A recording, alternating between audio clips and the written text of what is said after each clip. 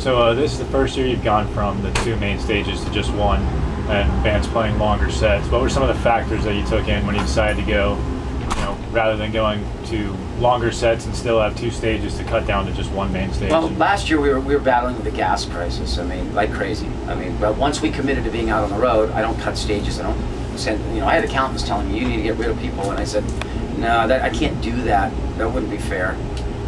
We're gonna get through the summer. But I also started looking at things like the main stage. We have a finite budget for talent on this tour, and it's really about developing artists. The Breathe Carolinas, the Hit the all these bands over here.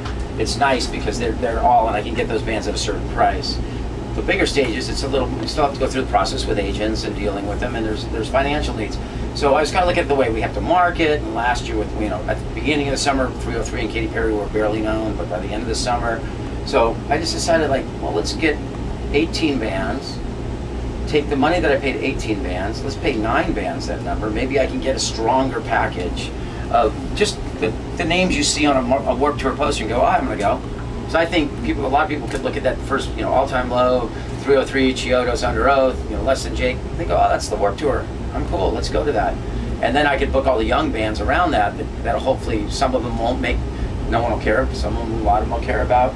And it allowed me to also save the money extra money I spent on gas last year without raising the ticket price this year, and then there was bands with 25-year histories on that main stage. That's not a lot of minutes when they were playing 30, and they were cool. They're like, well, we don't mind, Kevin, you only paying us 30, for 30 minutes, but that's kind of cool because we're still making music, and it's fun to walk out. You can hear the bouncing souls, and someone think 20 years of history, they go, oh, and here's a new song. So they're taking time to play a couple new songs. And it's worked out. Took 120 people out of catering, because just around one stage was 120 people for catering. I had one tour bus, 2 semi trucks, a sound system, a generator. I just took that out of the mix without. I think the show is almost easier to get around. It's not so cluttered out there right now. It seems like the main stage stopped for 20 minutes. Now you can't even tell that the main stage is on Warped right now. You can go to any stage at any given time, and they may have the biggest crowd at that given moment. It's kind of cool. So I think overall the experiment really worked. A lot of indie stages have dropped off too in recent years. Does that also help lessen the congestion? Yeah, well, I mean, East Coast Indie, who's been out with me, I just combined it in with the Kevin Says stage, gave him 4 spots. I think we still have plenty of bands, 60 to 70 bands out there if you look at the schedule. We were just pushing 100 bands. And I mean, 100 bands is a lot of people. I mean, we were blowing up toilets, and there was no showers, and catering line was 90 minutes long. This year, the longest it gets is 35 to 40 minutes, which is manageable, because you go to a restaurant and they wait 35 minutes to sit out. But to sit 90 minutes in line to get food, so it just just less cluttered. I mean, I had to learn the word no. I never knew how to say no. Sure, what's the heck? One more stay, I'll set up there. But then we're getting into situations where the Warped Tour doesn't fly under the radar, and you have unions, and they're coming in and saying, oh, that stage over there, we're going to treat that like a real stage. We need 4 union stagehands on that all day long.